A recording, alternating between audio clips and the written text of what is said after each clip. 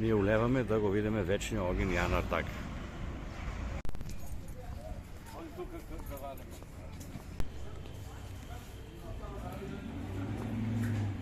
Еве го вечниот огин.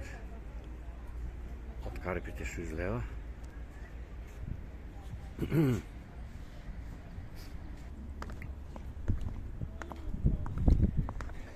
Многу интересно. Во е чудо.